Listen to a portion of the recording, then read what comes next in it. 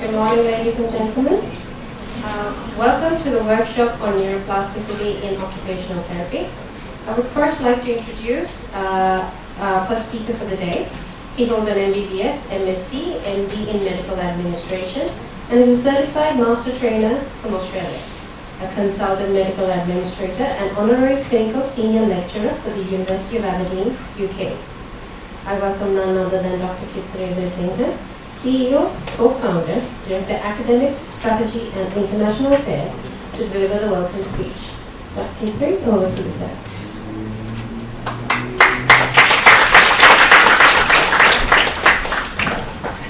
Good morning to everyone. Mr. Carl Jones, International Director from Deakin University, and Sandy, who has joined the team. Deakin from Ms. Johanne Walker, that's spelled right? Yes. Pronounced right? Yes. Johanne Walker from the Occupation Department of School of Occupational Therapy from Deakin University. Ladies and gentlemen, this is just another event organized by IIHS for the practicing professionals in Sri Lanka. As you know, we are an international university learning center. We have about 17-year-old history, and then we have been doing a lot of community projects and professional development projects. Those are the things that we love to do. We love to go out there and improve the quality of care given to our patients and our community. With that mindset, we have organized many workshops. So this is for this year. This is the third one, I suppose. This is the third one. No, we had a dementia workshop, and there was another one with chiropractor. There was another. Then this is the third one. So when we have chances, we will always love to work with the state sector as well as the private sector.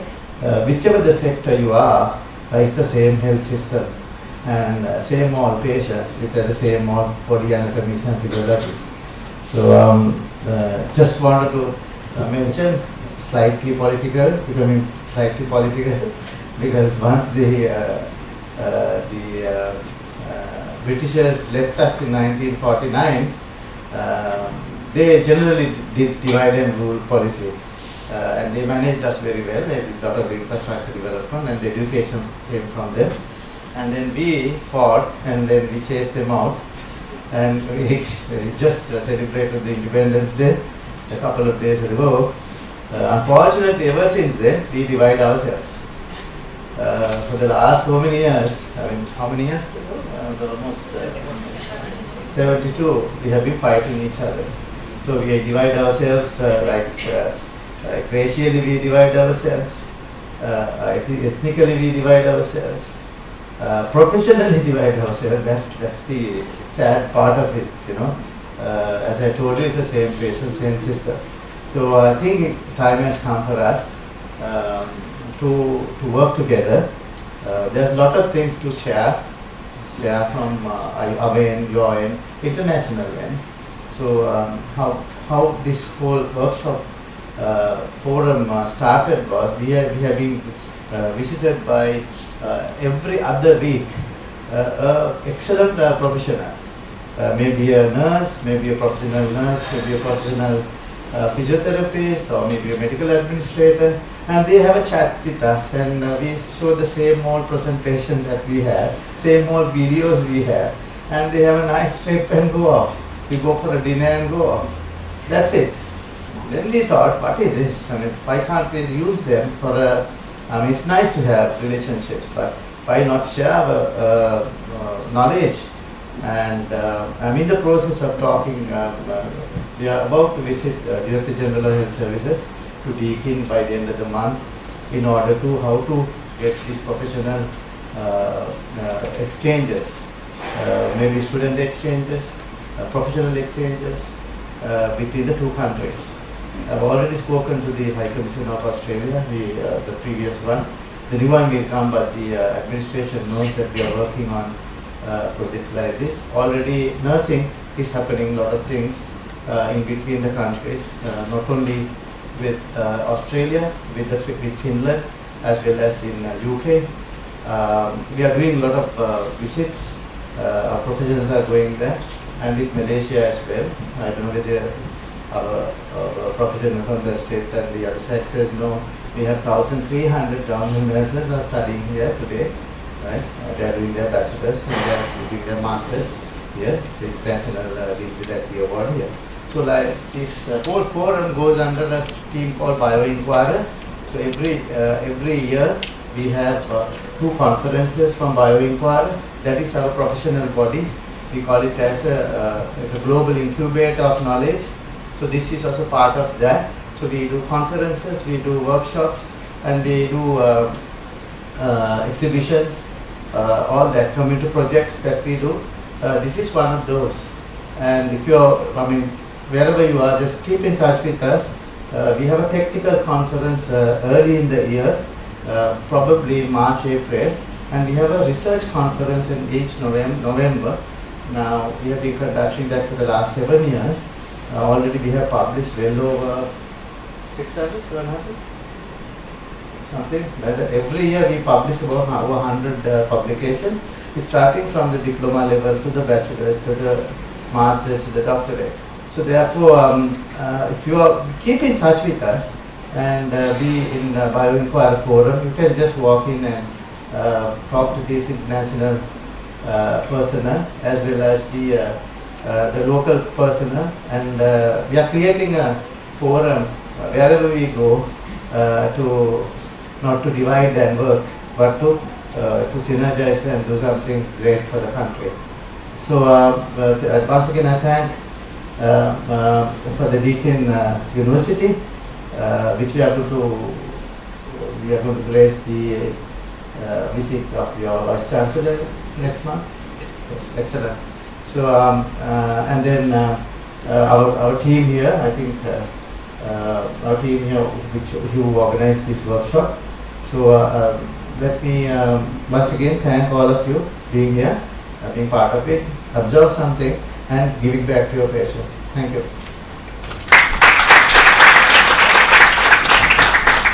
Thank you, sir. This time I'd like to invite you all to watch the IHS corporate video.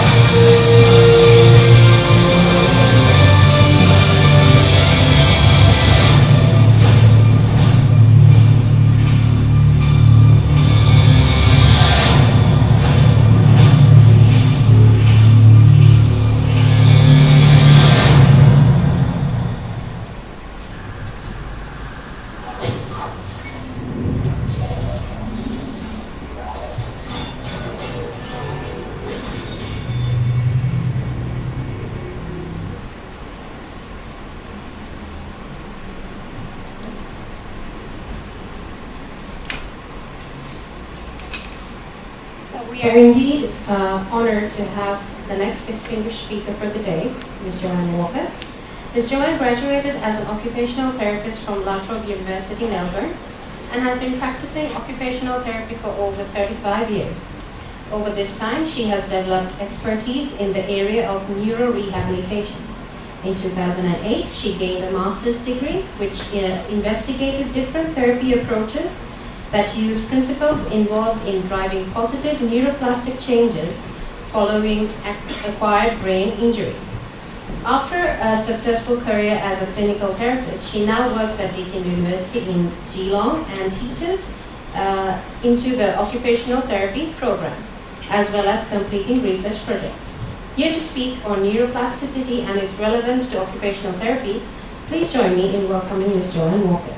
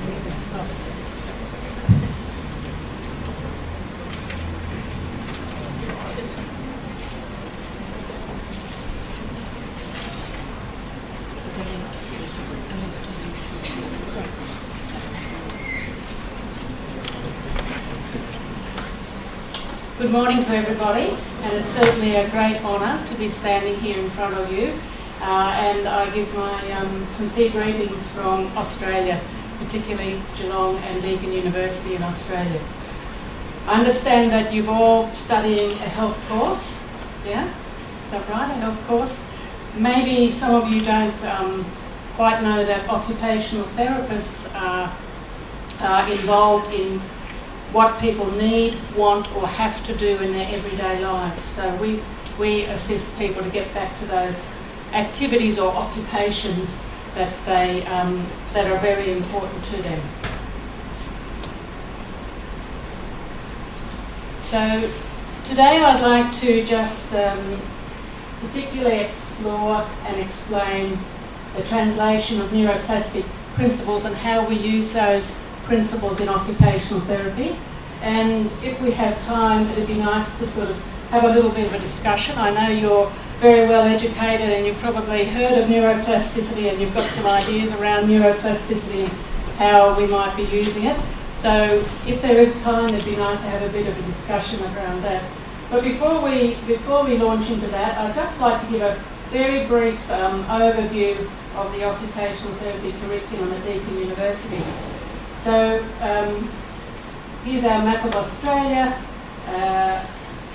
and I live in the state of Victoria. Melbourne's right in the south of Australia, up here on our big bay, and Geelong is about an hour's drive around the bay south of Melbourne. The photograph here is the picture of the bay. This is our part of our campus here. So we're really situated on in a lovely situation as far as being right on the water. Very nice for students to be able to just get out at lunchtime and perhaps sit along the esplanade there and have their lunch and just refresh their minds. Here's a picture of some of the faculty at in the occupational therapy program. This lady in the blue top there is our program director, Dr. Genevieve Pepin, and this lady here with the pink bag in her hand is Dr. Karen Stegnetti, who's one of our most senior members of staff. Basically, the occupational therapy program is 4 years, and you can see from these units here, they're foundational units, so anatomy, physiology, some occupational therapy theory comes into it. In second year, they start to build on those foundational subjects. They look at neurological structure and function, that's the unit that I lecture into, and they start looking at health conditions, generally some conditions in childhood. They look at life development over the lifespan. And then in third and fourth year, they start to consolidate, start practicing applied information techniques, starting to reason and use their reasoning skills in a therapy program. And then some fourth year students choose to do an honours year where they will do a small research project and a thesis at the end of it. So that's just a little overview, and now we'll start talking about neuroplasticity and its relevance to occupational therapy practice. So I'm wondering if some of you do or don't know what neuroplasticity is. Here we have some budding ballerinas, and I'm wondering what happens in the minds and the brains of these little girls to make them become really skilled dancers. It's all about learning the skills to become a skilled dancer. And if I asked you, how do you learn best? What are some of the things that help you to learn? It could be an amazing motor skill like dancing, some form of dancing. It could be learning to consolidate some of the knowledge in, say, a nursing course or a physiotherapy course or whatever course you're doing. What are some of the things that make it easy for you to learn? Sorry? Practice, absolutely. Practice, a really big thing. You've got to practice. And these little girls will do a lot of practice, and maybe only one of them will end up being a skilled dancer. Practice, does anybody here learn an instrument, play an instrument, musical instrument? Yes? And are you good at it, Carl? I'm terrible. Well, I persist. You persist. And how often would you practice? What's your instrument? Guitar. Guitar. How often would you practice, Carl? You're on the line here. On a good week, twice a week. Twice a week. Is that enough to get really skilled? Sorry, Carl. A professional musician would practice maybe twice a day at least. So practice is really important. And the other thing that probably would prevent Carl from becoming a really good guitarist is that he's not doing it in close time proximity. So again, a good musician would practice every day of the week. Okay, so I call that massed practice. So practice is important, practice and repetition, and massed practice, doing it often. So keep those two things in your mind, please. So learning is all about neuroplasticity in action. Okay, so neuroplasticity, that's the brain's lifelong ability to change and adapt. Now, you probably know that only 15, 20 years ago, neuroscientists thought that once you became a teenager or young adult, you had the connections that were going to be with you for the rest of your life. They were fixed, they were sort of immutable. There was a lot of learning happens in and development of neural connections happens in young children, even from babyhood, young children, teenagers, young adults. But then once you reached young adulthood, that was it. They were the connections you had, you just had to work with them. What changed in the 1990s? Magnetic resonance imaging. We could look inside the head and literally see the physiological and chemical changes that were happening as we learned something like guitar or dancing or whatever. And they found out that what we believed was not true. We now know that neuroplasticity, the brain's ability to change, adapt and develop, is lifelong. A bit easier in children. You all know how little children pick up things almost naturally. But it's possible in adults too. And that's important if we're dealing with our patients or clients, to know that we can help them change their brains and behave in different ways. And when I say behave, I mean perhaps in a movement sense, they can learn to re-grasp things. Perhaps in a thinking sense, they can learn to improve in their attention abilities or their memory abilities. Maybe in a behavioural sense, they can learn if they've perhaps had a head injury, they can learn perhaps to ameliorate or calm themselves down so that they're more able to operate in the community. Okay. So, what do you think are some of the aspects that these little people here would be learning? What are some of the motor skills that they just seem to absorb or pick up at that age? Because I guess you've all had little children in your lives. A little toddler, they sort of walk like this, don't they, when they're first beginning? They don't look very skilled. They don't look very skilled. Often their arms are out here. Why are their arms out there? Balance, yeah, help them balance because they're a bit wobbly. So their brains are really developing, but they are driven, aren't they? A little baby does not sit still or lie still. It is driven to perform these motor tasks, to help perfect rolling over, to help perfect getting up on their legs and weight bearing, to help perfect them walking upstairs and climbing trees and doing all those sort of things. They're driven. Nobody has to teach a healthy child to walk, okay? And that's because there are windows of opportunity in our development, in our lifespan development. So, of course, there's huge windows of opportunities where it's effortless for a child. All I have to do is keep practicing, but it's effortless practice, okay? What about learning a language? When's the best time to learn a language or a second language? When they're small? 4 years. 4 years, yep. Even from birth. A baby will hear language and be starting to make sense of the words and be able to learn. So again, there's this language learning window of opportunity. It's effortless learning. Now, unfortunately, I started to learn a second language when I was about 12. Oh, that was bad news. It was really hard. And the older you get, the harder it becomes to learn that second language. And I guess a lot of you would have grown up in bilingual, even speaking, 3 different languages maybe. Okay. So, lots and lots of effortless learning when you're young. It becomes a little bit harder when you're older. Now, I've got a tiger up here. I know you don't have tigers, you can think that's a leopard if you like. Can anybody see anything, a face apart from the tiger's face in that picture?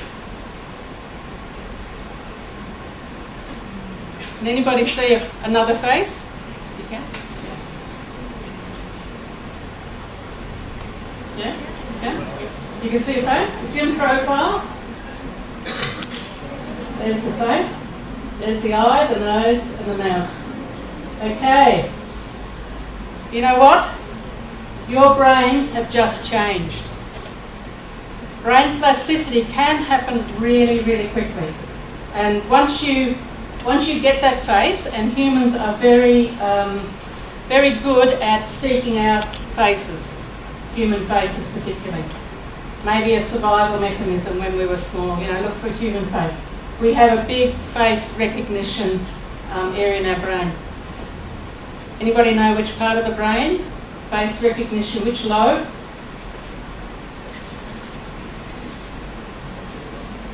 Occipital? Occipital would be vision, yes. So we first of all see the image, but then we perceive it as a face in the parietal lobe. Okay, so that face recognition perception area close to the occipital lobe in the parietal lobe.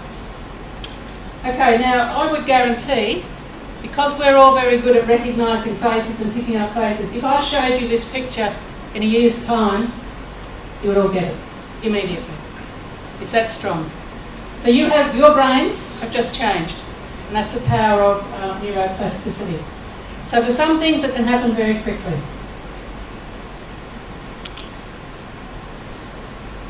Have people heard of neuroplasticity? Put your hands up if you've actually heard of the term before. Okay, good. All right. So there are various ways that our brains change at a cellular level. Cell genesis or neurogenesis, so the birth of new cells and neurons and connections, new synapses, okay? And then also the brain will try and repair any damage too. So cell genesis and repair. And the big thing now is physical exercise. If there's one thing you should start to do and do for the rest of your life, to have a healthy brain at the end of your life, well throughout your life and at the end of your life, probably none of us do enough. And I know in a hot country, I just feel like sleeping, I must say. But physical exercise is apparently the amazing panacea for keeping our bodies fit, our minds sharp, delaying the effects of dementia, and this is all, there's good evidence behind these, the promotion of physical exercise. So yeah, we should all be, racing up and down those stairs out there 20 times a day. Now the other way is that our brains will also alter or can alter and reroute neuronal pathways. So if we're trying to learn something and consolidate it into our memory so that we become, good nurses or good physiotherapists with best practice, does anybody here use alternative pathways to start learning or to help them learn some of the facts that they need for their course? So we can rote learn, can't we? We can just read it and try and remember and rote learn, which we're all used to. And I know when I was at school we rote learned our times table, and that was a lot of practice and repetition and maths practice involved in that. Anybody else suggest another way to help consolidate information? These memory masters use strategies all the time. It's not that they're superhuman, they've just got clever strategies. Can anybody suggest other ways to help with new learning?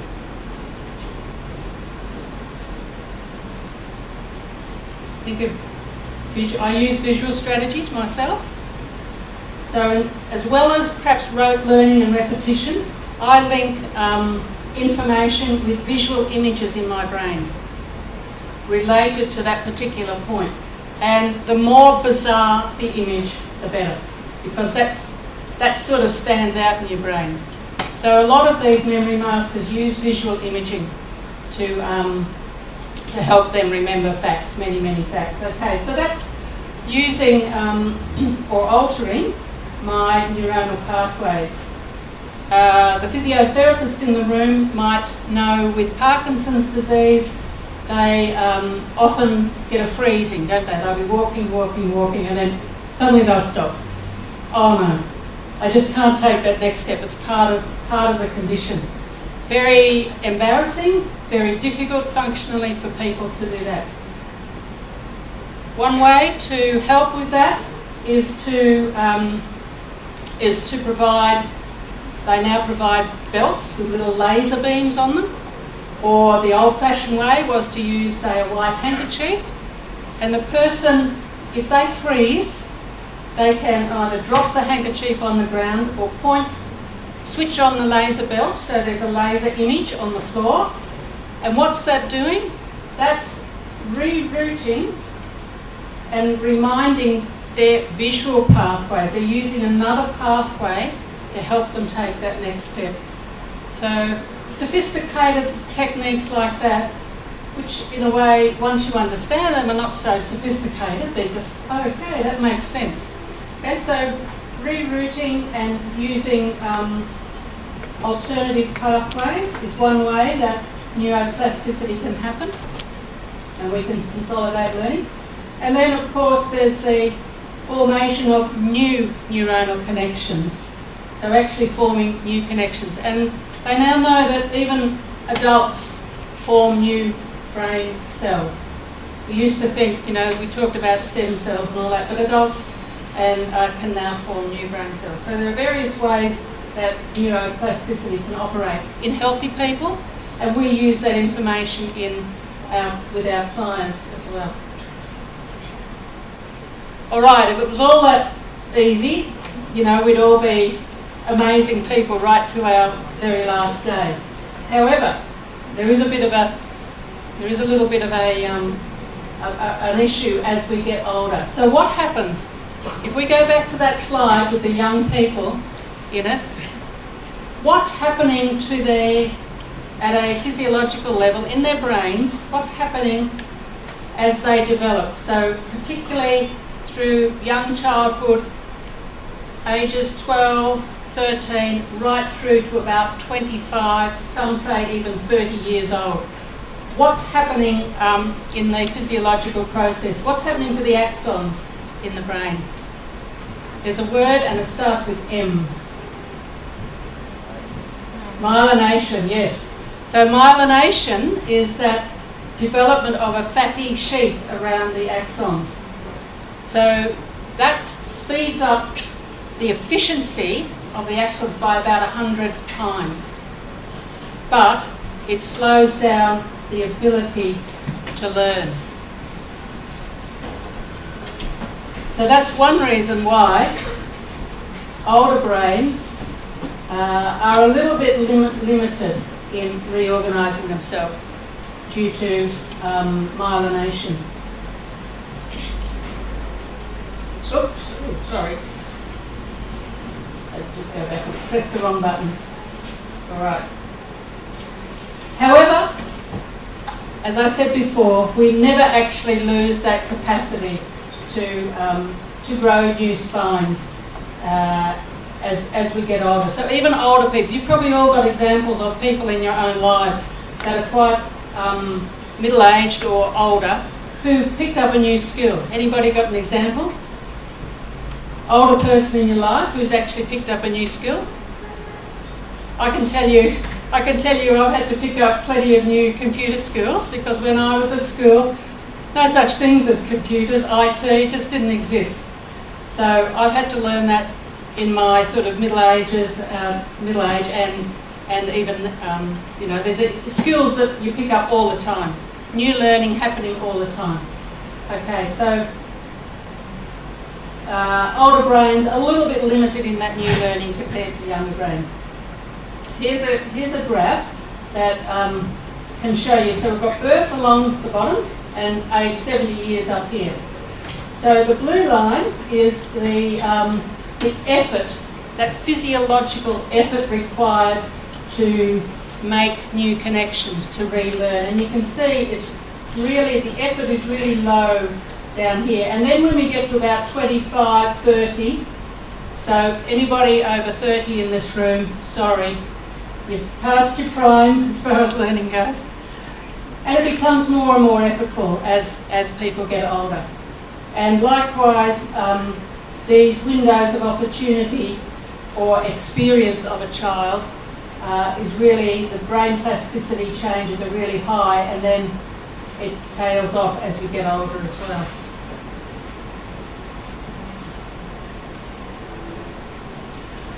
So neuroplasticity can be positive. We can learn new skills. We can become more efficient. For instance, young children can become really fast at texting. I've learnt to text, but I'm a lot slower, and I'll never be as fast as a young person. Another positive aspect is improving your cognition, being able to be sharp and clear thinking. And it does slow down those pathological or age-related changes. However, we can have negative neuroplasticity, and you've probably maybe had an example where you've actually learning a new skill, maybe driving a car or something like that, and you accidentally pick up a poor driving habit. You do something that's not quite as good as it should be. Very difficult to unlearn those poor habits, and you have to work really hard, and they can stick with you. So that would be an example of negative neuroplasticity in everyday life.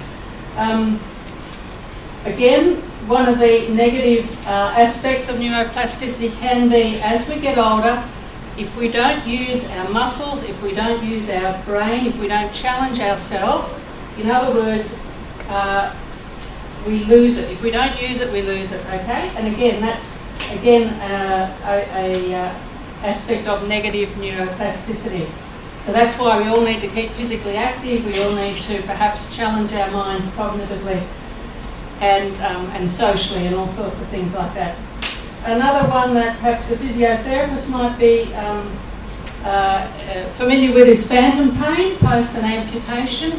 You can get weird sensations. A person's lost their hand or their fingers, and yet sometimes it feels as though the hand's still there, and that can be quite painful as well. And that, again, that's a negative sort of reorganisation of those brain pathways. And we all, or maybe some of us know that pain too is very much to do with our perception of that pain, the context, the fear that we have. Pain can vary tremendously between people with the same actual painful stimulus. So that can be also a problem that we have to deal with and be considered a negative outcome of neuroplasticity. All right, so we talked about some of those things. We talked about practice being important. Practice, practice, practice. So here's a professional musician who probably does practice every day. Much thicker temporal cortex than non-musicians. So practice is really important. The other thing, and this is where people like physiotherapists, occupational therapists, nurses have to understand the importance of the purpose of the activity. Meaningful occupation, meaningful activity is a really strong driver of neuroplasticity and new learning. So I guess you all want to become, you know, the best physio, the best nurse in Colombo. Really important to you, so you are highly motivated to learn. So when we're dealing with clients, we need to pick meaningful activity. So for instance, this is an example where a person loved to read books and stories and things, and then unfortunately they became blinded. The only way that they could continue with the meaningful activity of reading books, reading a newspaper, was to learn Braille. So that person's really motivated to learn. So meaningful occupation can be a really strong motivator. And even in highly skilled Braille readers, part of their occipital lobe, which is generally associated with visual interpretation, visual reception and interpretation, can take over, can have aspects of sensory processing attached to it now, and that's the beauty of the adaptable brain coming into play. Okay, so now we've got practice, we've got mass practice, we've got meaningful occupation.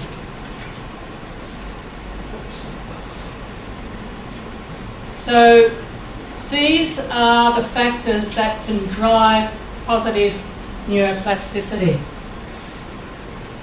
When you're learning your text, you have to have focused attention, don't you? You have to have your mind fully on the job. No good listening to the radio or the TV while you're trying to learn a particular part of information. We've talked about the importance of repetition, and we've talked about that concept of mass practice. Repetition in quick succession daily is good. Motivating meaningful activities or tasks or goals. The other thing that's really important is to have what they call the just right challenge. So we learn to grade tasks that we want to get onto. So if I just gave you the task of doing something that was quite, like come and do a pirouette here right now. Okay, unless somebody's done a lot of ballet, that would be far too high a challenge.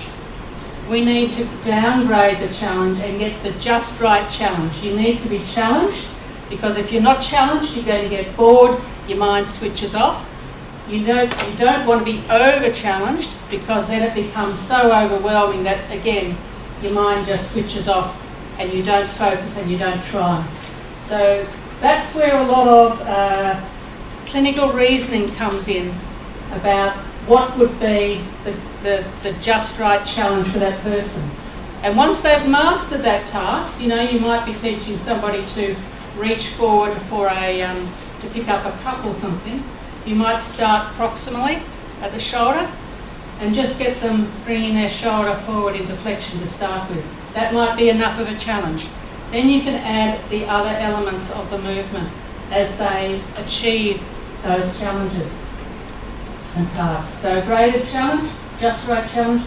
Feedback. We all like to get feedback to help us improve. So when you submit an assignment, you get feedback from your lecturers, don't you, on what was good, what you could improve on. Same with our everyday learning. If we've got somebody to give us feedback, that's great. What kind of feedback can we as health professionals give people? What are the sorts of feedback mechanisms have we got at our disposal? Give me a feedback mechanism. Verbal, yes. That was fantastic. Look, you managed to get your shoes on today. Brilliant. And look, you bent down in the right way, you talk about the movement patterns, things like that. Verbal feedback, encouragement. And I always tell my students, do not underestimate the importance of your praise and verbal feedback to your clients. Really important. Other ways of feedback. Give me another way to give feedback to somebody. Written feedback, yes, that's right. And you would get, I would imagine, you would get a lot of written feedback while you're doing your studying. Yeah, so written feedback can be good. Again, if we're dealing with clients, you might want to make little written notes or messages, maybe pop them on the wall to remind them, to give them feedback, to sort of, sit in a upright position or whatever it is you're asking them to do. Any other way of giving feedback? Numbers.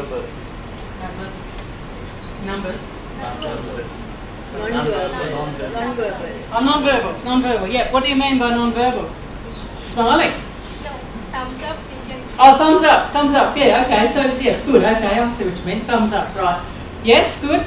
And another non-verbal way of giving feedback is actually guiding their movement, placing your hand on. If you wanted to affect, really controlled shoulder flexion, you could guide their movement with you placing your hands on perhaps their scapula and moving their arm forward in the correct way. Not this sort of wobbly kind of effort. You want a nice smooth movement.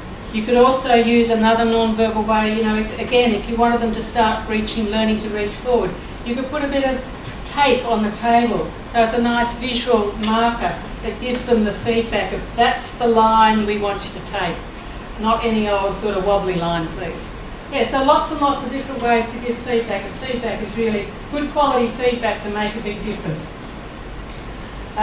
The other one is tuition of treatment principles. So again, if you are able to explain to your clients or patients a little bit about neuroplasticity, how it all works, so that they grasp the concepts and they become a good judge of whether they've done a good job or not. And they understand what they're trying to achieve, because no matter how much feedback, no matter how much you get them to repeat, the individual has got to change their own mind. You can't literally change their brain connections for them. They've got to do the work. Okay, so if they understand these principles to some extent, you'll get a far better result. And it can be very, very motivating for people, especially if they understand a little bit about neuroplasticity and they also are motivated.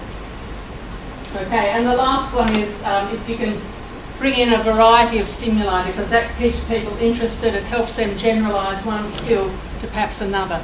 So, you know, if you're teaching somebody to put a shirt on, you might also teach them to sort of, you know, do another item of clothing, that sort of thing. So, a variety of stimuli. So, I would suggest that if you're trying to change any of your patients' behaviours, motor, cognitive, social, behavioural changes, if you incorporate all of those principles into whatever you do, you will get the best chance of affecting a change in their behaviour, okay? Now usually we can't see inside their brains and see the little dendrites sprouting and all that, but we can see their changes in behaviour. Now, so you can do that in your everyday interactions with people and in an informal way. There are also now therapy approaches that, one way or another, incorporate all those principles into their approach, and we'll talk about some of those in a little minute. Is that clear? Is that what I'm saying? Everybody's happy with that? Good. Okay, so just as a bit of a brief, I'm just going to show you, this is a little summary of what I've been talking about, show you a quick YouTube clip. Hopefully it works. Hopefully, yes.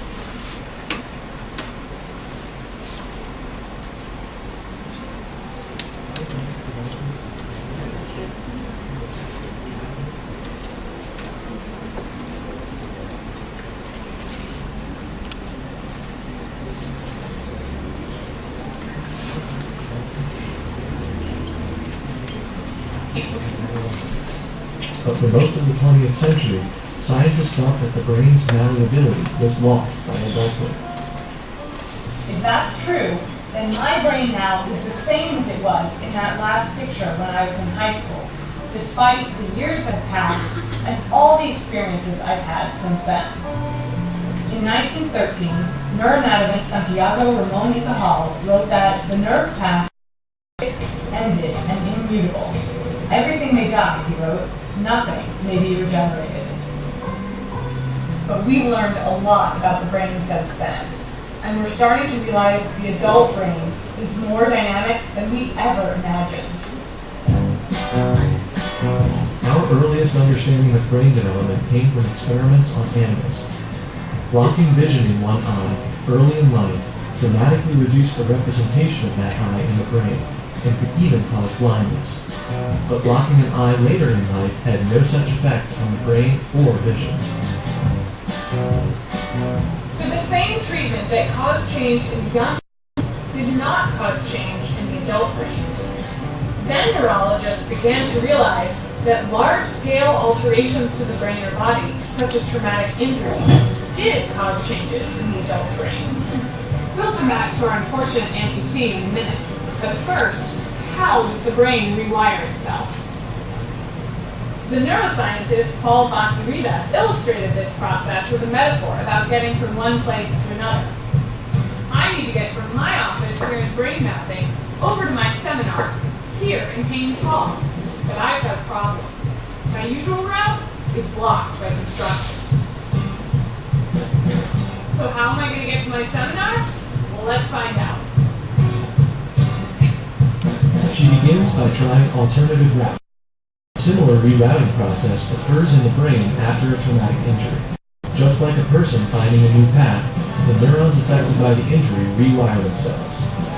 Some paths work better than others, and she gradually learns which route is the fastest. Once she does, this new route becomes her routine, and in a similar way, the brain's neurons form new connections. This process by which the brain changes is called neuroplasticity.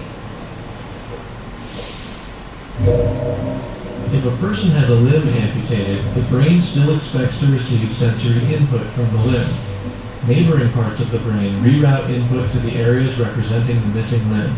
So when other parts of the body, like the face, are touched, it can feel like a touch on the missing limb, creating a so-called phantom limb. Okay, so major injuries can cause changes in the adult brain.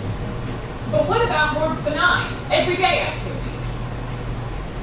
Juggling is a complex activity that requires a unique combination of visual and motor skills to perform. A skilled juggler can keep track of several objects at once, throwing and catching each object with precision, and constantly correcting small errors in the pattern. Can an activity like juggling change a person's brain? Researchers in Germany taught adult subjects how to juggle and captured images of their brains in an MRI scanner as they became more proficient. Even after just 7 days, the researchers found a measurable increase in gray matter in a brain region critical for visual motion. So it turns out that a brain-changing event does not have to be a life-changing event. And a universal type of experience, a person's culture, may shape the brain well into adulthood. Researchers in Switzerland followed American exchange students as they learned to speak German and found that learning a new language caused gray matter growth in the left inferior frontal gyrus, an area that's active during language processing. So what does this all mean?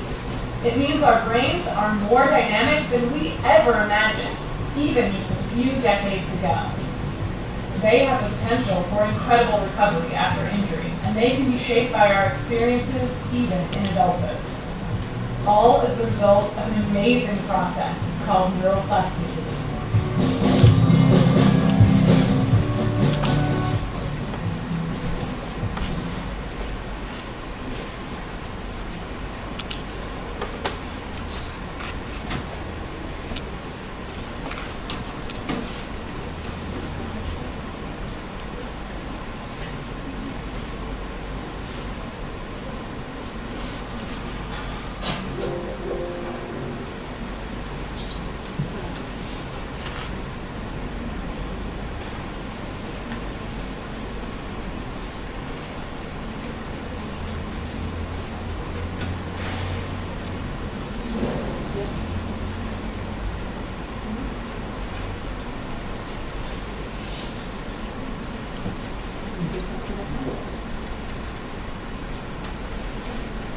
Go back to the, we need to get the slideshow. We go back to the, yeah. Yeah. Oops, no. Oh, no. So we go back to the presentation. Keep going.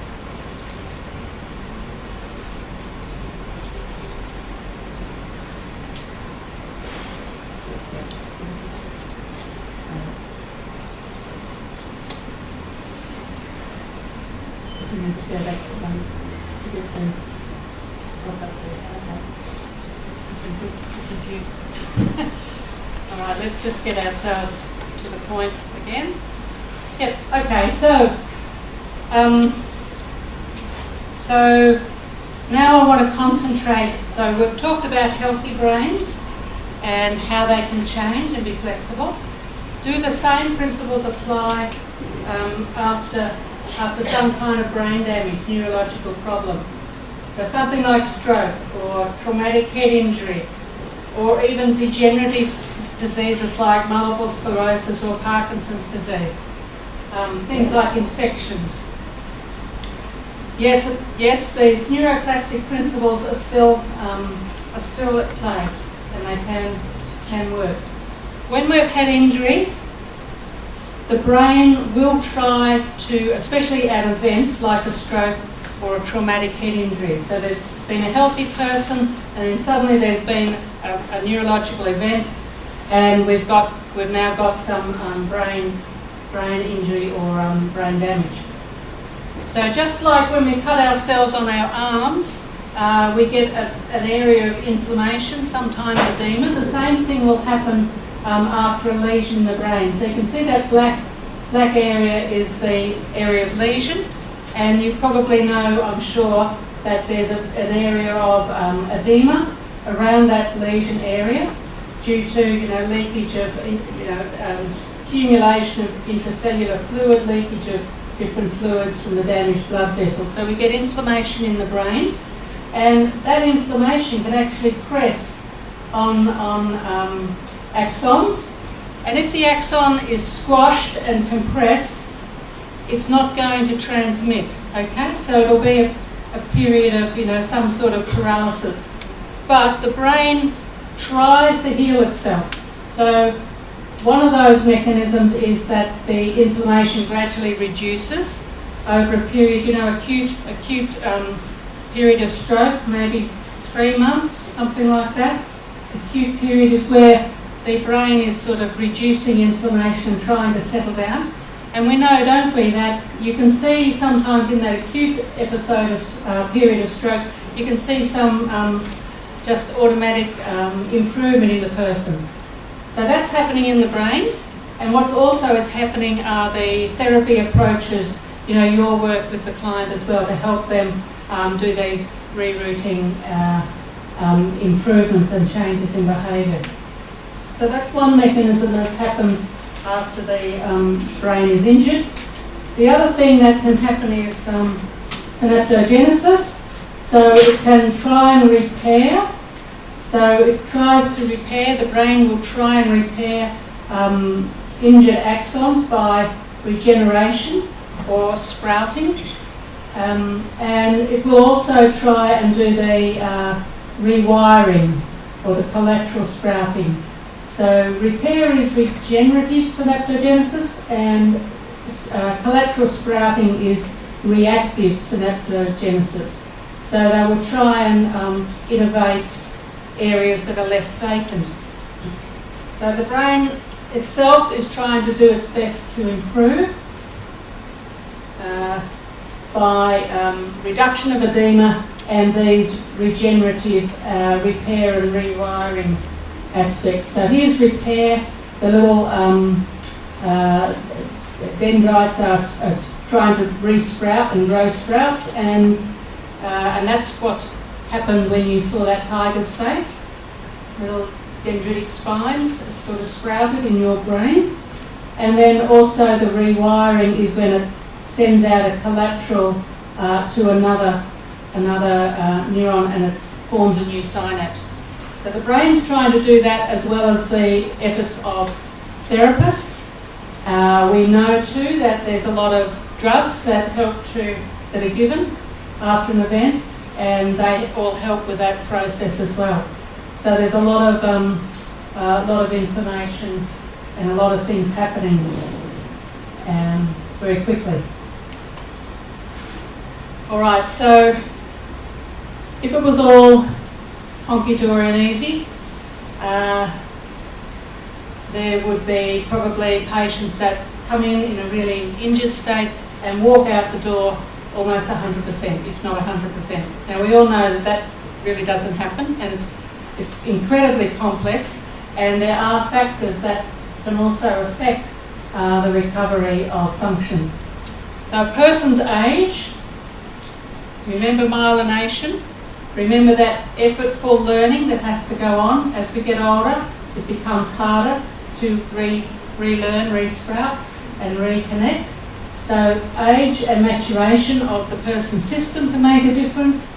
The actual characteristics of the lesion, whereabouts in the brain, how severe is the injury, and we all have probably seen cases where somebody's come off their motorbike and hit their head, and they can have really diffuse damage in lots and lots of areas of the brain. So, the nature of the actual lesion. The other thing that can make a big difference is the characteristics of the client. I don't know what it's like in your culture, but for some people in Australia, okay, I'm injured. Now it's time for my relatives to look after me. I don't have to do anything. Is that right with your culture? Is that a bit of a thing? And they are not particularly motivated to improve. So the characteristics of the client are really important, and their understanding of what you're trying to do is really important. Sometimes some of the medications that they are given and have positive effects, but some of the medication actually has some negative effects on neuroplasticity as well. And at the same time, we've got to be effective in what we're doing. So I suggest to you that if you see a community person once a week and you're just trying to change some of their movement patterns, walking skills, and you don't set any homework, you don't get them to practice, you don't get them to try and do something at least every day, then you probably are not going to be all that effective in your therapy. Okay? Would that be common? People that come in maybe once a week in outpatients? I'm not sure. That's what it's like in Australia, unless you make other plans, which a lot of therapists do now. All right. Maybe you've all heard of the term learned non-use as well. That's a really interesting phenomenon. So particularly post-stroke, you've got a neurological event, the limb has perhaps been paralysed to some extent, it becomes awkward and clumsy, and the person unconsciously learns very quickly that that affected limb, it's really hard to use it, and actually it's easier just to do everything with one hand, the better limb. And they tend to become a one-handed, a one-armed person, when in fact there's quite good, maybe quite good movement skills. Not as good as it used to be, but again, if they don't use those skills, they start to lose them. So learned non-use happens very quickly, can happen over a matter of a couple of weeks even. For some of our patients, particularly stroke patients, post the injury, and it can affect their neuroplasticity, the changing aspects of the brain. So they've done experiments with animals, and they have ablated their afferent or sensory input to an arm, say. So they haven't touched the motor area. So in theory, their motor abilities are quite good, but they're not getting good sensory feedback. And we all know, hopefully, that things like proprioception, that ability to know where your limb is in space, even when you can't see it, is really important for doing movement. The ability to be able to feel whether you need to put a lot of pressure on something like a squashy water bottle, you need to put a just right pressure on, otherwise you're going to squash it. Or if it's moist because it's been in the fridge, if you don't put enough grip strength, you're going to drop it because it's slippery. So we need to be able to feel things like slip, squashiness, I'll call it, weight of the item. All those are sensory abilities, and they all contribute, often through the cerebellum, to good motor performance. So these animals only had their sensory input taken away from them, and they could move the limbs, but they often didn't use the limb. So learn non-use. So the study of these animal experiments has led to the development of therapy techniques to particularly improve function. All right, your turn. Your turn. Do you think that what I'm calling booster clinics or services way past the time of the stroke, where a person's been discharged from hospital, but maybe 12 months afterwards has come back or has asked to come into the hospital again for a booster clinic? Do you think that would be effective?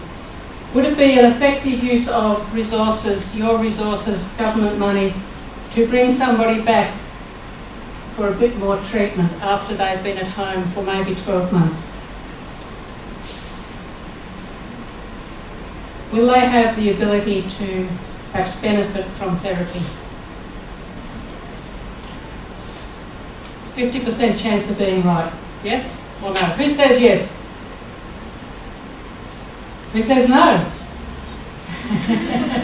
The answer is yes. Okay, booster clinics are something that's being pushed for people in Australia and England, things like that. Booster clinics can be very important. And again, so booster clinics to improve somebody's ability, post-stroke, post-traumatic head injury too, can be really effective if somebody's motivated. So booster clinics can, and this is a multiple choice, I want you to start thinking about the right answer. Booster clinics can improve long-term function, cardiovascular health and a sense of well-being, Booster clinics can overcome the sense of abandonment that a person might feel. Booster clinics can facilitate intensive, repetitive, task-specific and motivating learning of skills. Remember all those neuroplastic principles? Or, that's the second question, or all of the above. Who says A, who says B, who says C, who says D? What do you say? E. D, yes, good man. So booster clinics will do all of those things with the right person. All right, one more multiple choice before you can have a break. Okay, stroke upper limb rehabilitation should focus on A, recruiting the areas of the brain adjacent to the areas of permanent damage, but not the supplementary motor area or the premotor area, so areas in the frontal part of the brain, frontal lobe. B, it should focus on introducing compensatory strategies early, so stroke survivors' frustration is minimised. So when I say compensatory strategies, I mean teaching them to dress one-handed, teaching them to maybe do other things one-handed, using their better arm. Rehab should focus on challenging the brain's capacity to learn new ways to complete familiar tasks, or all of the above. A, B, C or D? C. Go to the top of the class. Excellent. Yes, that's what we want to aim for if we want to remediate and improve lost function. And that's what neuroplasticity is all about. All right. Bit of further reading, and I might have a 5-minute stretch or break, but are there any questions? Yes.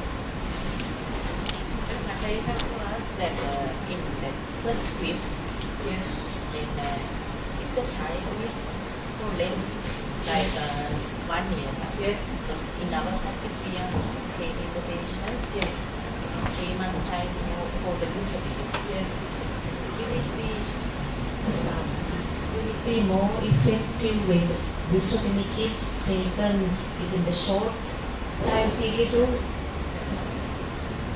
So the question is about the length of time where the most effective therapy can be given.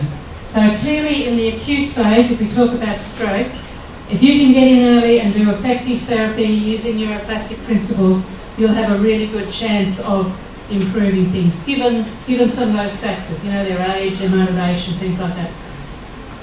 So we've got the brain working to improve itself, and we've got good therapy helping to improve the person's skills. So that's the best time. You'll get the best improvement. But nonetheless, I've treated people, and I'll show you a lady in the second half. She was 6 years post her stroke, and she made some big improvements. I've treated people that it does, a longer post their strokes, and they actually do make positive changes. They might not come out, 100%, but they can see a big change in what they can do, even years post the stroke. So it's quite remarkable, really remarkable. It's like magic when it works, and often, if you know what you're doing, you can get there and have a big change. So booster clinics are quite good, and I'm going to talk about a lady who wanted a booster clinic. Yeah. Any other questions? Okay, what's the time? Have we got time for a 5-minute break? I think maybe you ought to stand up, do a bit of stretching, a bit of talking, maybe for 5 minutes, okay?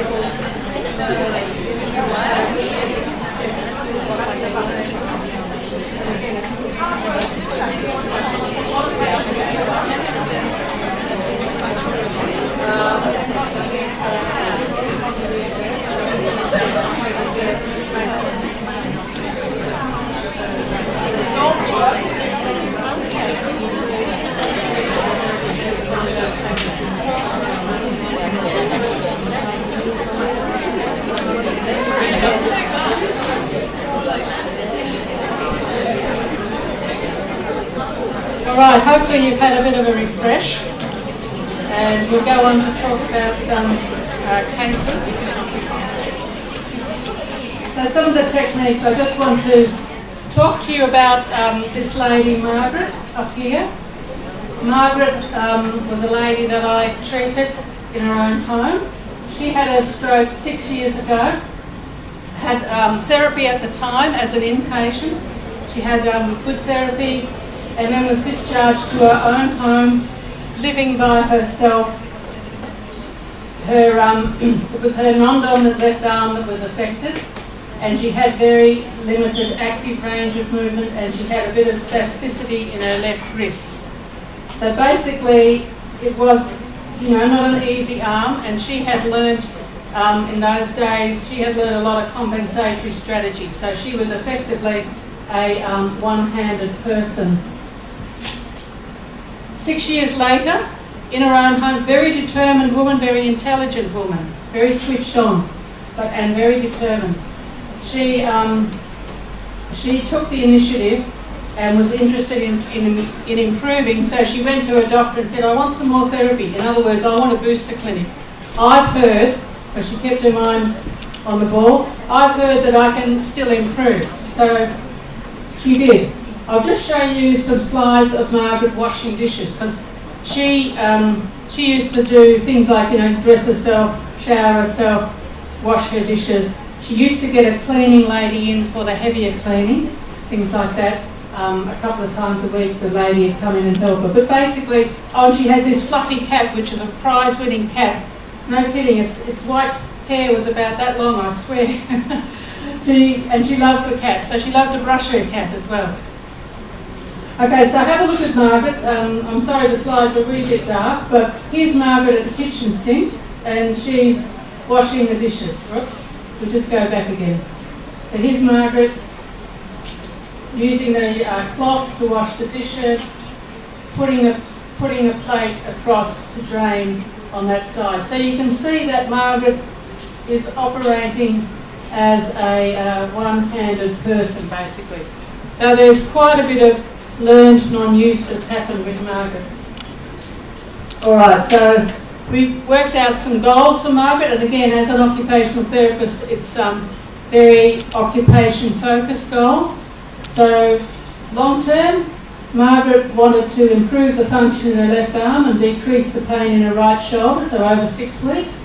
And short-term, Margaret given education, encouragement and manual guidance, so education and feedback, will incorporate her left arm into the activity of dishwashing every time she does the dishes. And she was to do that within a week. So I used to go and visit Margaret 3 times a week for about an hour or 2 hours each time. Margaret understood, because I told you she was quite motivated and cluey, very clever. Margaret would practice. She was motivated to practice when I wasn't there. So that was her short-term goal to achieve within a week. 2 months later, here's Margaret. What do you notice already? We used what I call a forced use approach. I'll talk to you a little bit about that shortly, but you can see this left arm, the affected arm's no longer just hanging at a side. Her left arm is incorporated, there's a cooking pot there. She is actually with a gross grasp. She only had a gross grasp and the spasticity didn't go away. But she was holding the pot with her left hand, okay? So she was incorporating her left upper limb into some of this activity. So again, it's hard to get photographs, but her left hand's in there helping. There's the right hand, she's right dominant, with the sponge to wipe the pot. And again, you can see both hands are holding onto the pot, and she will lift the pot over to the draining side. So we used the forced use approach and mass practice. Forced use being Margaret always incorporates her left hand, her affected hand, into whatever activity she was doing, and we chose core activities to practice when I was there. So she said after the treatment, it feels good, it feels different but good to use my left arm again. makes me feel whole, and so very positive things. In fact, one day, after I'd been going there for a while, she said to me, "Johanne, guess what I can do now? Guess what I can do now?" Okay, she was generalising some of the skills to other activities. All those 6 years, the cleaning lady had to reline her rubbish bin. She had a rubbish bin and she put a plastic liner in it. And you know, when you put a plastic liner in a bin, you've got to, with 2 hands, fold over the top of the plastic over the top of the bin. She was not able to do that for 6 years. After this treatment, she was able to reline her own rubbish bin. I mean, it sounds silly, but it was such an achievement for her, and she was so proud of herself. So, you know, quite a lot of good changes were happening. Now, since Margaret was treated, there is a new device called a SavoFlex that's become available in Australia. It's an American device which was developed by occupational therapists in America. You can see it's like a hard splint that goes on the hand, the affected hand, and it actually helps with some movement. So there's tension. You can see there are tension pulleys on the splint. So that SavoFlex might have helped Margaret because she had really minimal movement in her hands and fingers, and that might have been helpful. However, even in Australia, it's a very expensive device, and not all people could afford it. All right, so you might, if you want to Google and have a look at that, Google SavoFlex. Oh, it should be AE, sorry, not SIBO, it should be Savo, S-A-E-B-O. My mistake. All right, so I said we used a forced use approach with Margaret. All right, so here are the principles that are embedded in that approach. We use all those things with Margaret. She focused her attention every time. She didn't worry about the cat. She didn't worry about anything else when I was there. We had focused attention on those key occupations that we were practicing. We did repetitions. As when I visited, she was motivated to do lots and lots of repetition when I wasn't there, every day of the week, so mass practice. The house work duties and tasks were very meaningful for her, and we incorporated a bit of a graded challenge. So, for instance, we started off with the washing the dishes occupation, and she actually graded herself to doing the bin lining occupation, which would have been probably a bit too hard for her to as an initial occupation, but as she gained skill and understood, because I was teaching her some of these treatment principles, she upgraded herself, she was an ideal patient. She was lovely. And then she got feedback from me when I was there, verbal feedback, proprioceptive manual guidance, things like that. When I was there, and she was also, because she was understanding some of these treatment principles, she became good at giving herself feedback too. And obviously she was using the techniques in a lot of different situations as well. So that technique with Margaret was called forced use. And again, that can help improve people's function. As you can say, she's felt whole again, or as she said, she felt whole again after the treatment, which is great. And that was 6 years. 6 years after no treatment. Okay? Another approach that is comes under the forced use umbrella is called constraint-induced movement therapy, or constraint-induced therapy. So it's sometimes seen as CIMT or CIT, developed by Dr. Edward Taub from Alabama in America in 1999. So he spent many years developing it. So, and he particularly developed it for people in chronic stroke, so long-term, people who had a stroke for long-term. In fact, there's so much evidence for chronic stroke that this technique works. It's recommended in the Australian National Foundation's clinical guidelines. So we have guidelines that say there's really strong evidence for this technique and really you ought to be using it.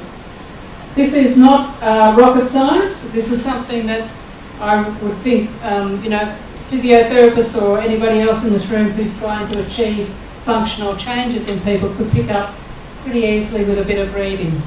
It's based on the notion of learned non-use. What happens is that the person has a mitt or a splint or a cast put on the better arm, the non-affected arm, leaving the person with the affected arm only. So you're taking away their ability to use the affected arm in a very structured program. This was not suitable for Margaret because there are protocols, and the movement protocols, you need to have these minimum of active movement at the joint. So they think about 25% of people post-stroke would meet those protocols. So that's a lot of people who don't. That's, is that 75, that right? Whatever it is. And so that's where something like the SavoFlex would come in to help those other people. But the technique is the same. So with constraint-induced therapy, you're restraining the less affected limb, and originally it was for 90% of waking hours. So that's a long time that they do not have access to their better limb. Okay, and the therapy was for 3 hours minimum per day over about a fortnight. Not very clinic friendly, so they developed modified CIT variations, and I've used modified techniques.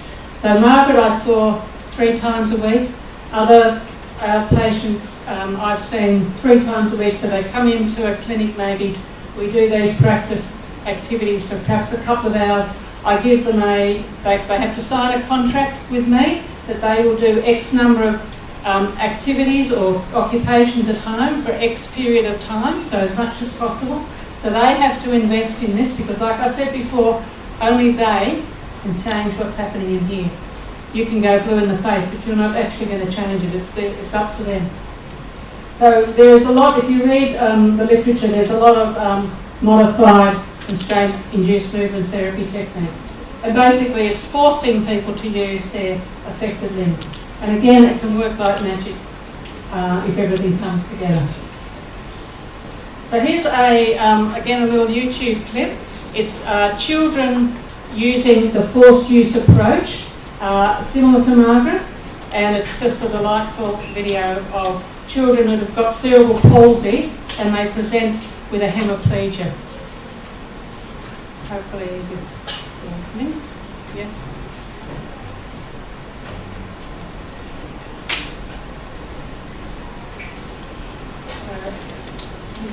There should be volume. So technique gone.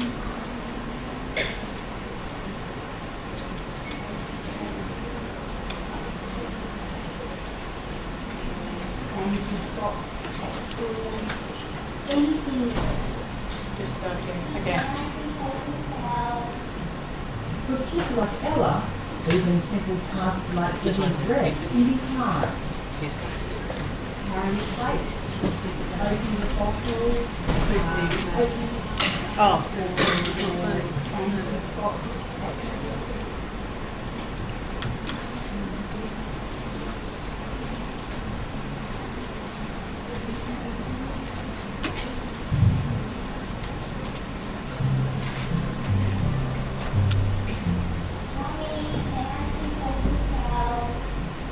For kids like Ella, even simple tasks like getting dressed can be hard. Carrying plates, opening the bottle, opening your lunch bag or your sandwich box at school, anything remotely by manual or you need to use it 2 hands is really difficult for a child with hemiplegia. Hemiplegia is a weakness and paralysis on one side of the body, usually caused by cerebral palsy or a stroke early in life. These holidays, Ella's taking part in something special. Ella, are you ready to go to Magic Camp? Yeah. Okay, let's go.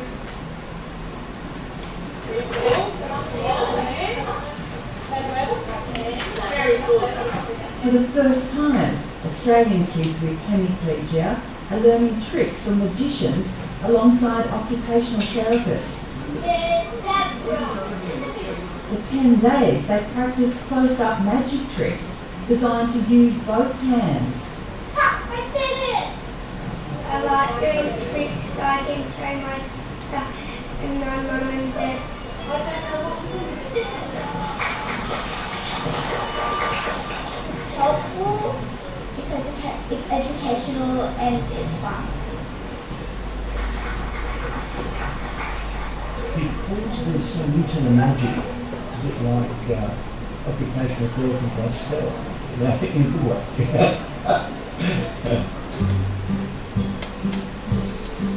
It's based on a successful British program called Breed Magic, combining the skills of occupational therapists and magic circle magicians.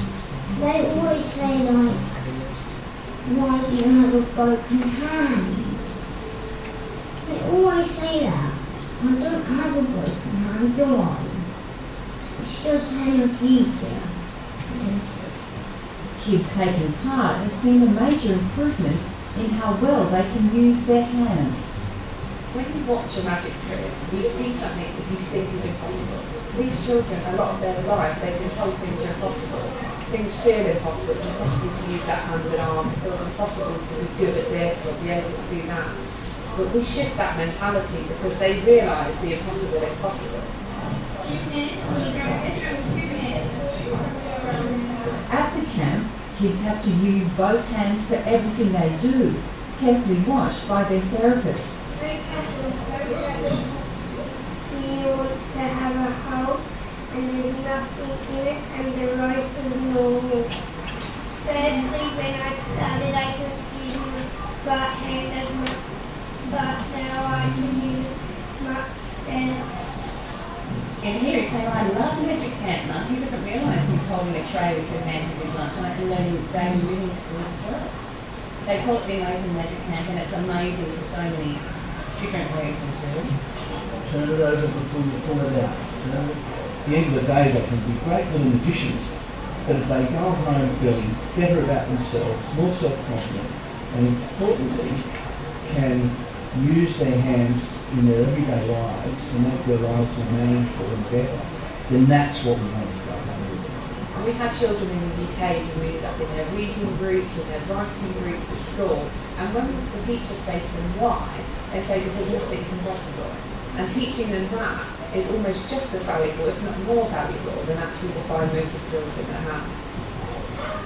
We've done some magic tricks with small things like the cutting thing, and that's helped me with pinching. The sponge balls have helped me with grabbing, and I think at the end of this magic club, I think I'll be able to use my hands more. The program is run by the Arts Health Institute, a charity which uses the performing arts to help those with health needs. The children will put on a concert showing off their new skills to family and friends. Abracadabra and play faster. 10-year-old Richard says he loves being with other kids going through the same thing. It's like a special place for me. It's like paradise for me. Organisers hope to roll out the program across the country. And on the first day, even, he came home and he was doing things for himself that he would have asked us to do even a day before. So I think it's just been brilliant. I'd say it's been life-changing for him. At a time that I think he really needed to have a boost in his confidence, and we're seeing the can-do boy reassert himself, and for us that's the real magic of this.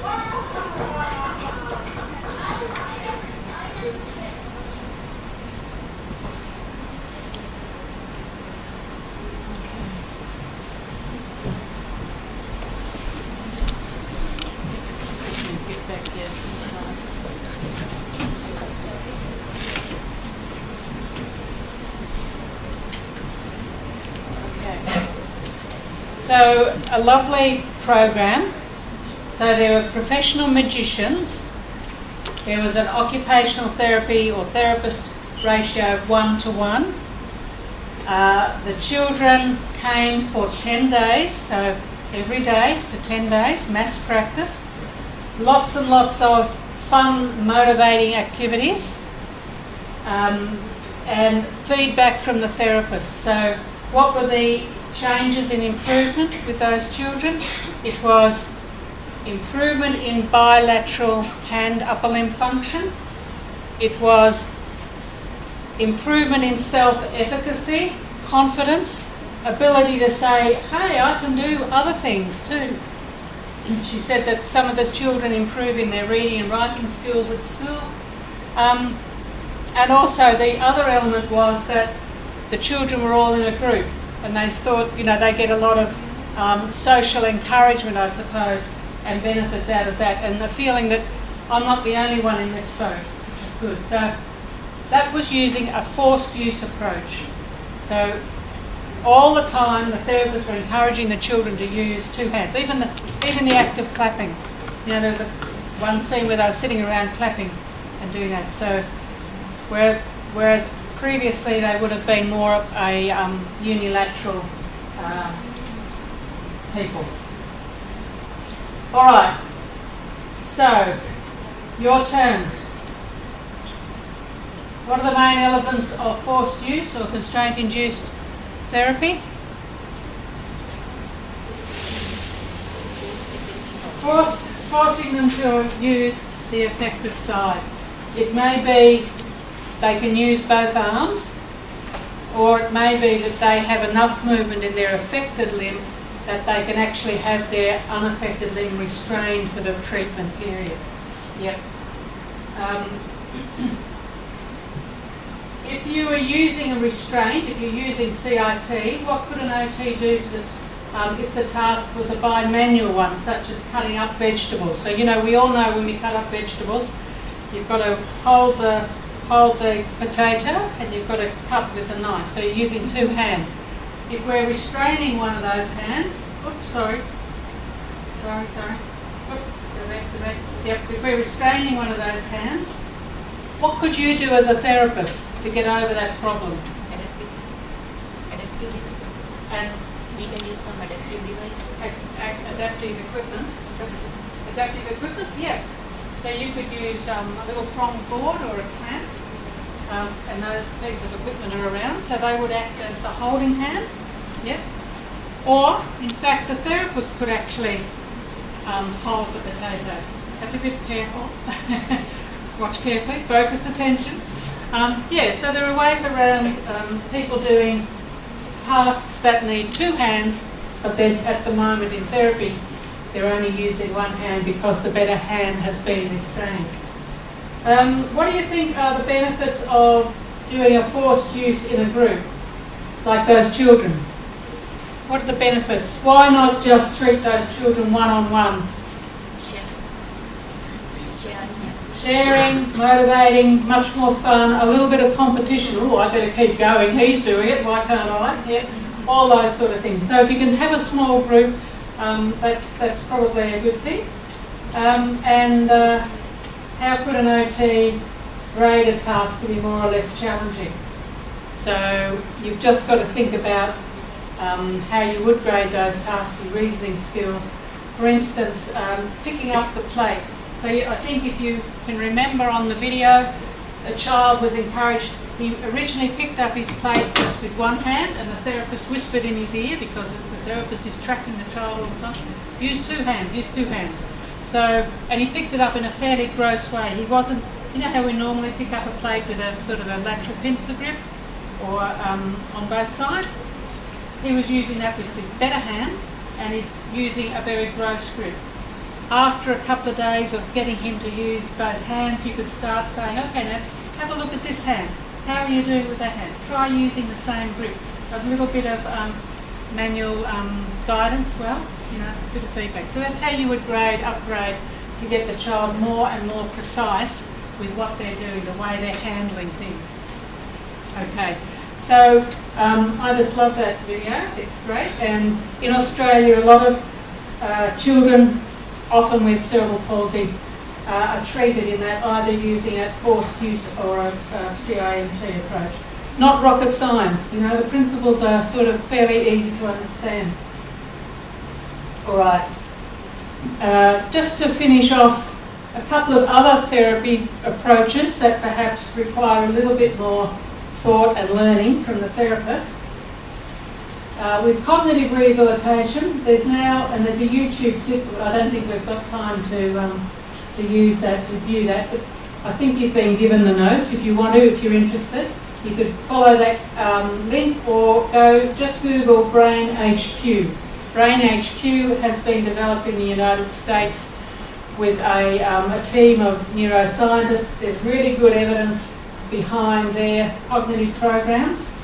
Originally designed for healthy brains, to keep our cognitive abilities sharp as we get older, and now therapists are using those same programs with good effect with people that have had head injuries. And again, all the programs, the little games and little tasks on the computer will all have those principles, those neuroplastic principles embedded within them. This lady is using one of the programs. Why do you think she's got the headphones on? Focused attention, absolutely. So she's totally engaged, she's getting the input through the headphones. Just helps her to focus her attention. And some of the programs are oral programs. You've got to be able to tell the difference between one sound and another. And again, you want to be able to hear that as clearly as possible in a focused way. All right, so cognitive rehab, there's some really good stuff out there. Use old Mr. Google to have a look at it. A program that's been developed by Professor Leanne Carey from the Neuroscience Institute in Melbourne, the Florey Institute. It's called Sense, and she has spent her lifetime, she's a little bit younger than me, and she started in her late 20s, I think, and she has worked in all that time developing a sensory rehabilitation remediation program. A really difficult area because we can't see sensation, can we? We can feel it, but we can't actually see it. It's not like seeing somebody who's got a poor gait, but it contributes so much to our motor function. So Leanne has developed a very structured approach. Would take a bit of learning. It's not as simple as learning CIMT, but again, I've treated people, and you can actually teach and improve texture discrimination. So if somebody's got impaired sensation post-stroke or perhaps head injury even, you can help people to understand whether something's really smooth and slippery, whether it's got contours on it, whether it's rough or hairy, whether it's hot, whether it's cold. Texture discrimination.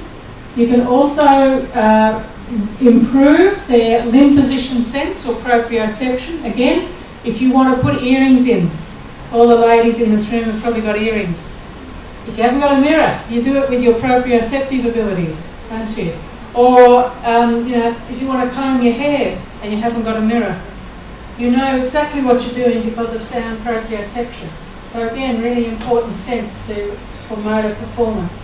And the other thing that sense will improve is tactile object recognition. So if you have a pocket and you've got a key in there and you've got a coin in there and you want to open your front door, you dive your hand into the pocket. You don't pull out the coin, you pull out the key because you've been able to recognise that object in a tactile way. You can't see into your pocket, but it allows you to pick out the key compared to the coin. So those three senses can be remediated post-stroke, okay? And again, it's got those neuroplastic principles embedded within the program, and it can work really quite well, remarkably in fact. So sensory deficits, and again, if you want to look up Professor Leanne Carey's work, you'll find information on sense. All right, nearly finished. A few more questions for you. Which is not correct for neurorehabilitation, okay? You've got to find the odd man out. A, the brain has a natural capacity to reorganise in response to changes in environmental demands. B, neuroplasticity occurs because of the brain's ability to grow new nerve cells and reorganise its regions. C, the growth of new nerve cells is called neuroformation. And D, the brain organises by recruiting spared or underused regions, which is not correct for neurorehabilitation.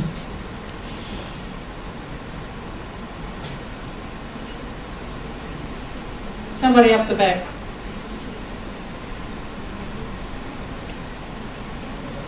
Give it your best shot. Anybody?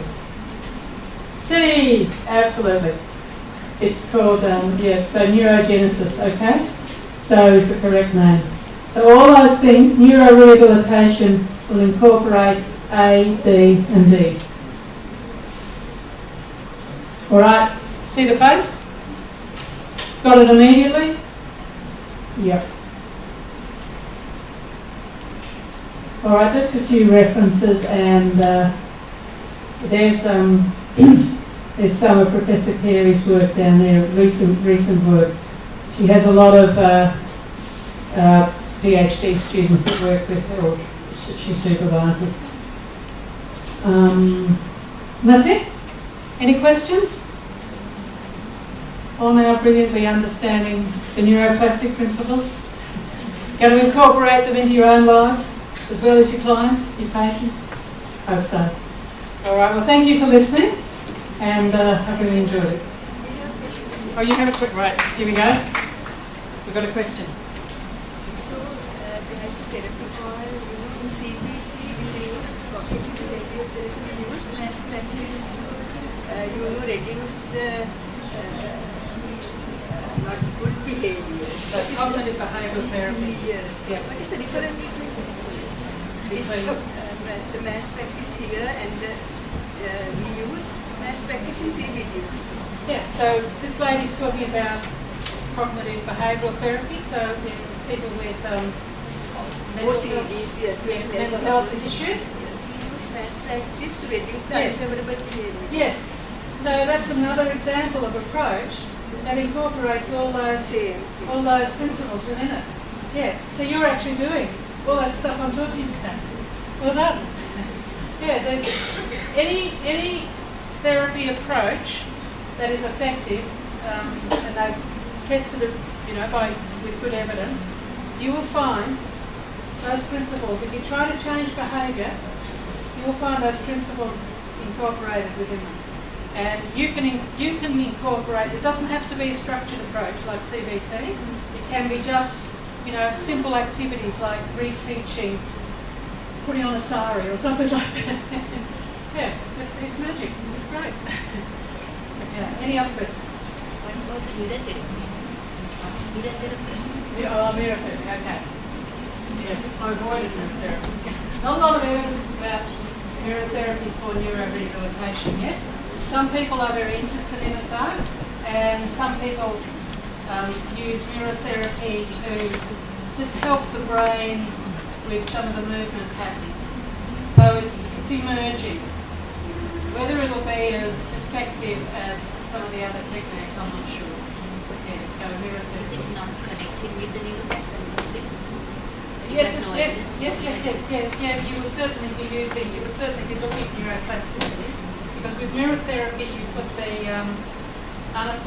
affected arm behind the mirror, and then you look at the better arm in the mirror, and it kind of tricks the brain into thinking that's the affected arm. Yeah. Like I say, some people use it. It's a little bit restricting in the activities you can do. Yeah. But yeah, certainly it tunes into brain plasticity. But not a lot of research has been done on it either, and I like to have things that have got a bit of evidence behind them. But yeah, it's an emerging technique.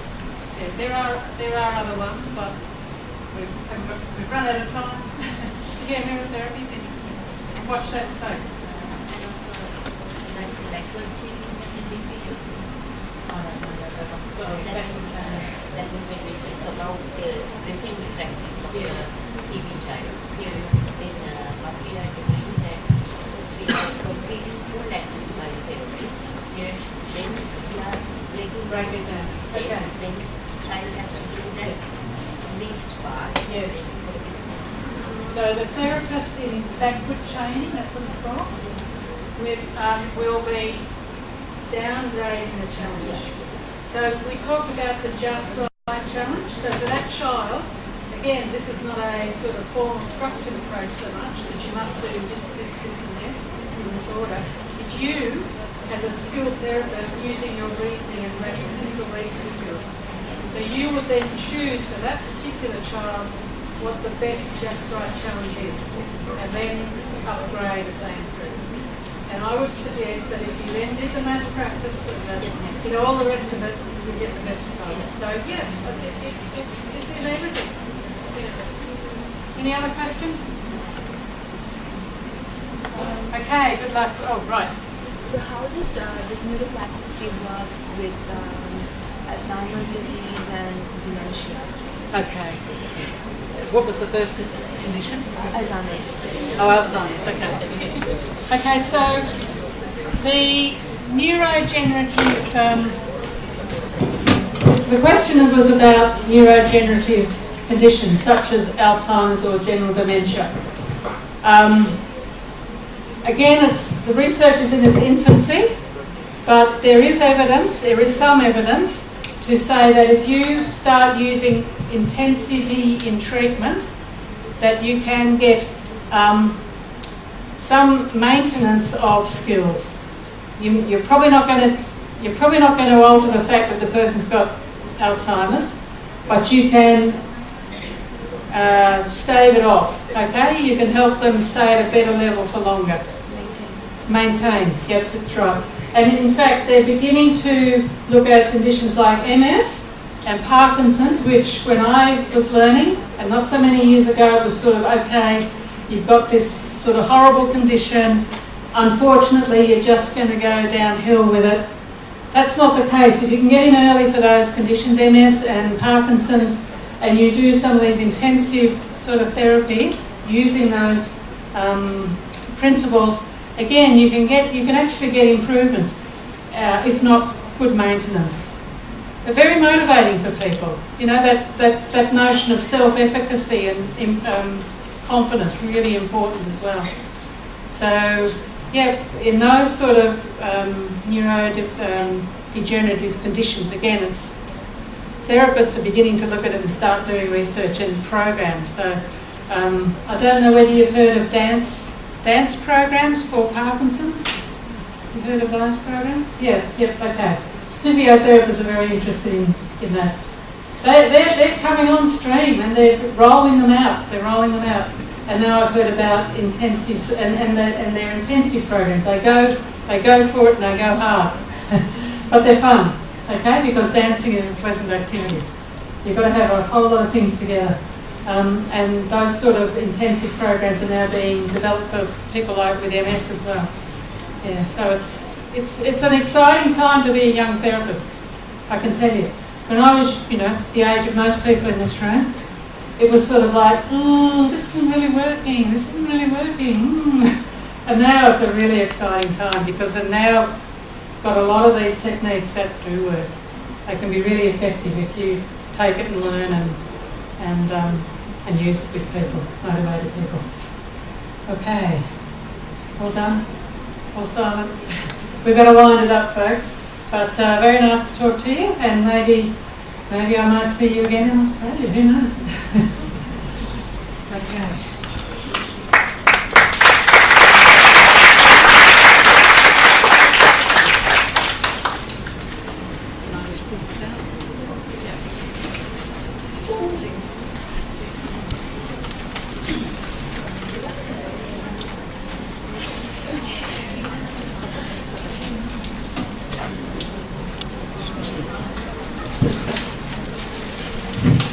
Thank you, Ms. Johanne, for the productive session on neuroplasticity. I hope most of us unknowingly used most of the techniques, but today onwards, we'll be knowingly practicing these principles of neuroplasticity. So thank you so much for the wonderful session, and there is a video for us.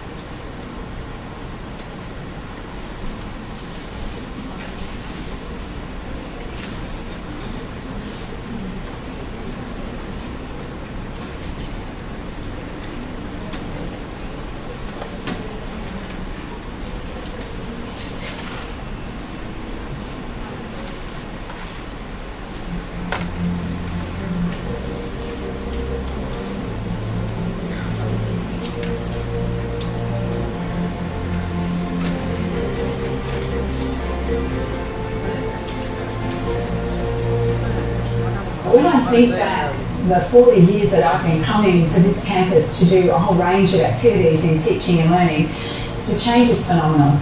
It's just amazing that it's been transformed from quite an industrial, old world teachers' college and learning spaces to this really vibrant university.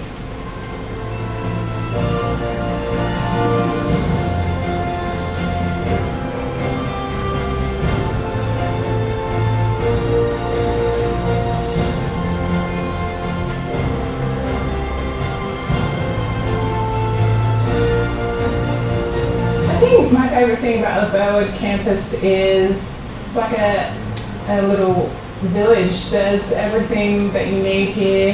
They got the library, got cafes, you got your classes, and it's all very accessible and very new and modern and very fancy.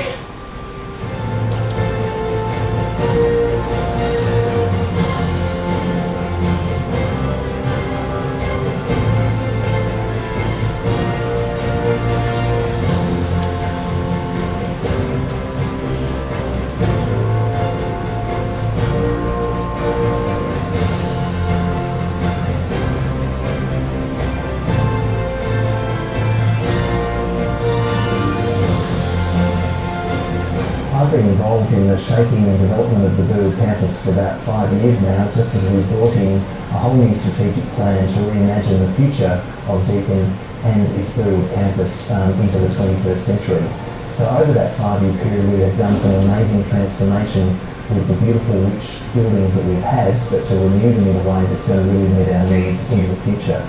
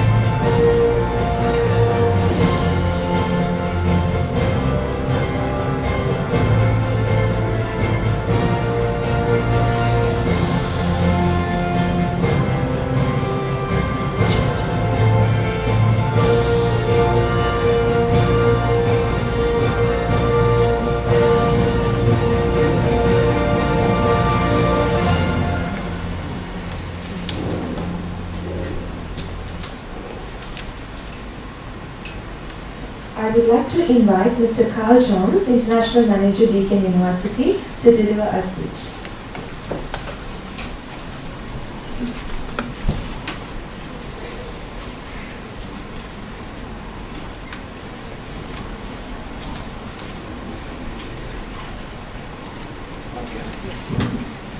Well, thank you very much.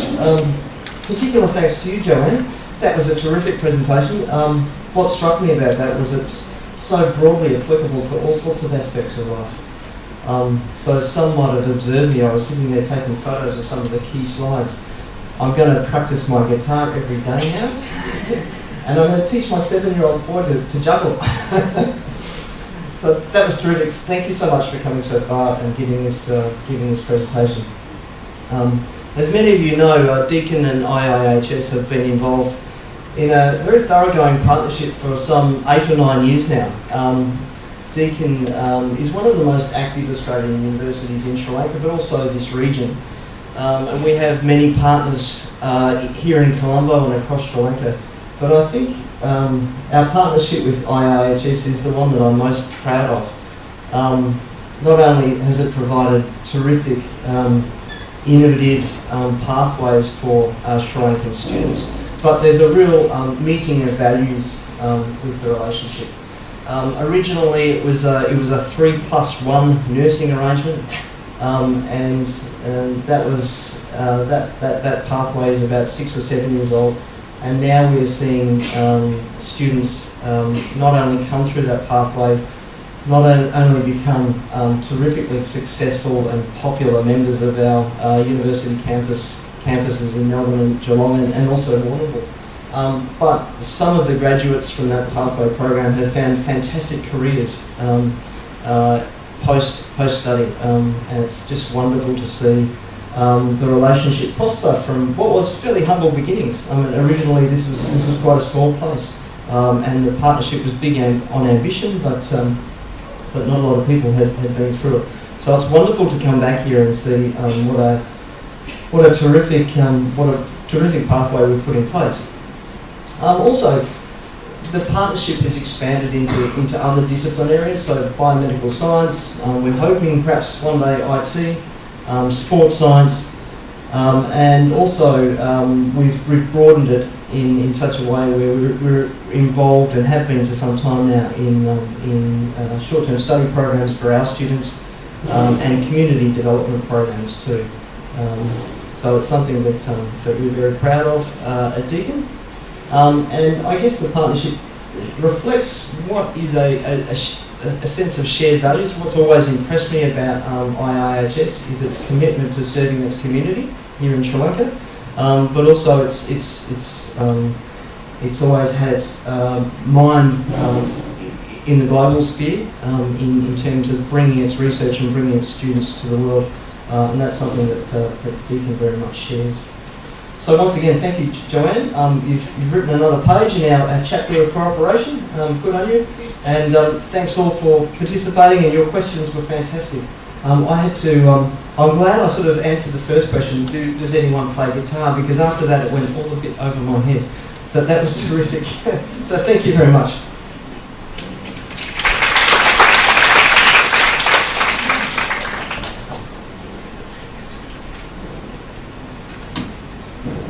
Thank you so much, Mr. Carr. To conclude the day's proceedings is the head of examination department at IIHS. She holds a bachelor's degree in physiotherapy and a postgraduate diploma in healthcare quality and patient care. I warmly invite Ms. Niranjan to deliver a vote of thanks.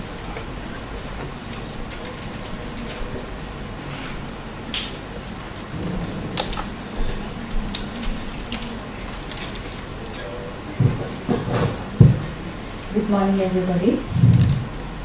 First of all, I would like to extend my heartfelt thanks for our distinguished speaker, Ms. Johanne for delivering an excellent presentation and making this seminar interesting and meaningful.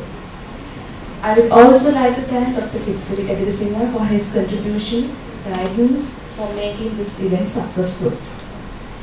And my special thanks to Ms. Vasana Dhanayaka from the School of Occupational Therapy for your greatest support throughout the workshop. Thank you once again. I am also thankful to students of the School of Occupational Therapy, occupational therapists from National Hospital Sri Lanka, occupational therapists from Rehabilitation Hospital Ragama, and all IITS students. Thank you very much.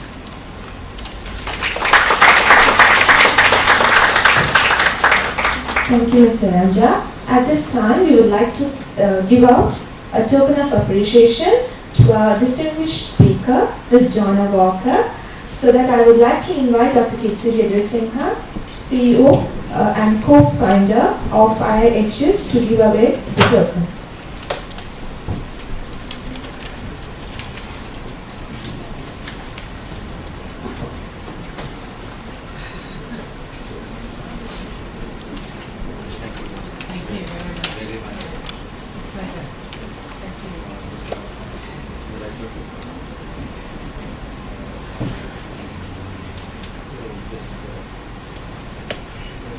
We are giving her one of these teapots, right?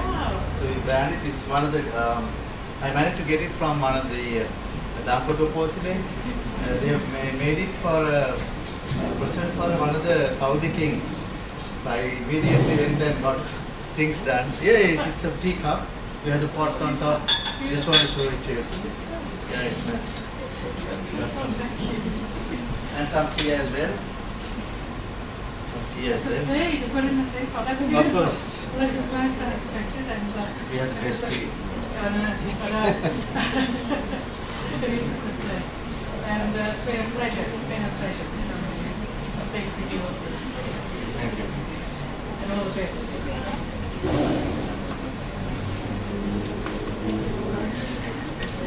That concludes the proceedings for the day. We appreciate your presence and patience throughout. So have a wonderful afternoon. Thank you.